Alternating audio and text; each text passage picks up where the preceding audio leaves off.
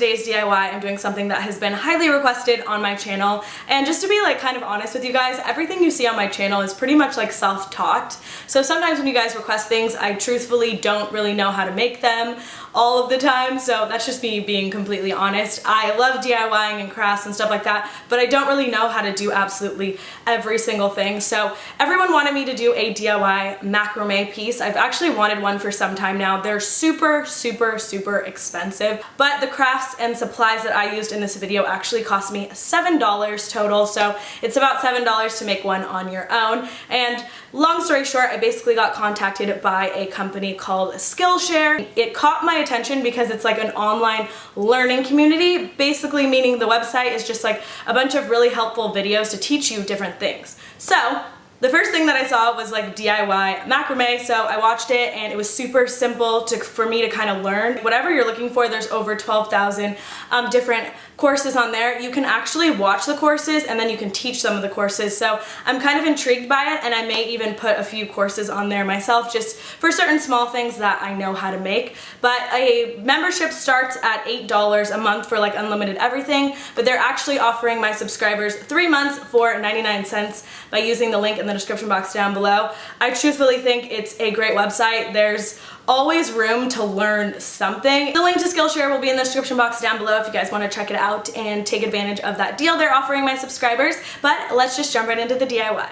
For this, you're going to need some macrame cord, a tape measure, 2 hair ties, a pair of scissors, and lastly, you're going to need a wooden dowel. Now, I'm using my hair ties to secure the wooden dowel into my closet because you do need to hang this piece up in order to create the DIY. So I just looped my hair tie through and then secured the wooden dowel with a hair tie. Super simple, you can just cut them down when you're all finished. This is actually a tip that I learned from Skillshare. It makes it so much easier because when you hang it up, you can actually see what it looks like as you're going along. So as you make it, you kind of get an idea of what your piece is going to look like. The next step is to cut your cord. Now this is all personal preference. I personally cut out 9-foot pieces, so I did about 16 9-foot pieces because you will be folding them in half. So once you're all done with the cutting and measuring process, you will have your pieces that you are going to be using for this DIY. Now we're going to attach all of those macrame cord to the wooden dowel. So you're going to fold each piece of the macrame cord in half, create a loop, and then put the loop over the wooden dowel and then loop the other 2 pieces through the back of it, if that makes sense.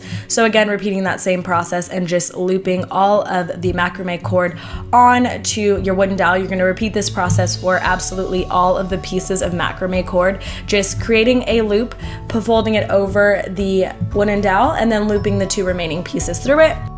Learned is macrame is just all different types of knots. So we're beginning with a spiral knot. So you're going to take your leftmost piece, cross it over the 2 in the middle, take your right piece, loop it under that piece that you have at the end and back through that front loop, and this is going to create a spiral knot. Now you just kind of have to watch and learn, and then you'll get the hang of it. So you cross that first piece over and then loop the last piece through that little loop. Now you're creating the spiral knot, and you're going to do 4 of these spiral knots. You'll notice that when you're doing this, the actual pieces are going to start to spiral on their own, but something to keep in mind is you want to make sure that you're always creating your spiral knot with all 4 of the pieces facing towards you. So if it starts to turn, you want to go ahead and twist it back forward as you see here, and then create the spiral knots again. So you're going to do 4 spiral knots and then make sure it's facing forward, another 4 and another 4. So you're doing 3 sets of 4, and you want to just create this same pattern of knotting across all of the first row of your macrame piece. Once you're done with your first row of spiral knots, we're moving on to square knots. So I left about 4 inches, I would say, in between the spiral knots to the square knots that we're creating. So how you're going to make these is basically you are going to take your 4 pieces, you're going to take the rightmost piece this time, and you are going to be crossing that rightmost piece over to the left side and then looping it through, kind of doing what you did before, but you're gonna loop it under and out the last piece. So it's very similar, but it's not exactly the same. So again, the rightmost piece is going to go over both the middle pieces, and then you're gonna loop the left piece through, if that makes sense. Again, it's kind of easier just to watch me do it so you can learn the little technique. And I did about 3 of those square knots across the next row of knotting that I added.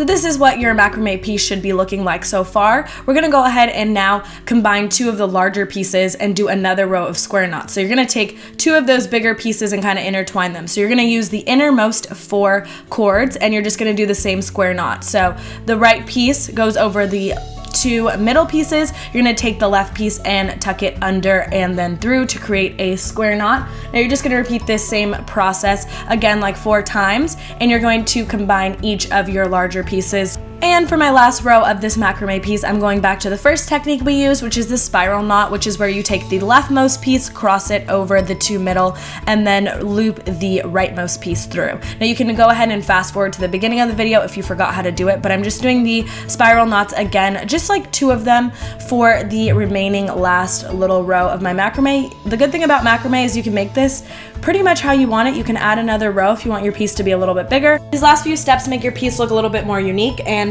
these are steps that they used on SkillShare that I thought were really helpful. So I just took a pair of tweezers and kind of frayed the edges. I find that if you make the edges of the piece frayed, it looks a little bit more bohemian and it almost looks more like you actually bought it from a store. And then I cut mine the same way it was actually cut on SkillShare just because I love the way it looked. So basically you're gonna leave the end shorter and then the middle pieces longer. This is what your finished macrame piece will look like. I hope you guys enjoyed this video. Make sure to subscribe to my channel for more DIYs. Give this video a big thumbs up. SkillShare will be linked down below, and I will see you guys in my next video. Thank you so much for watching. Bye!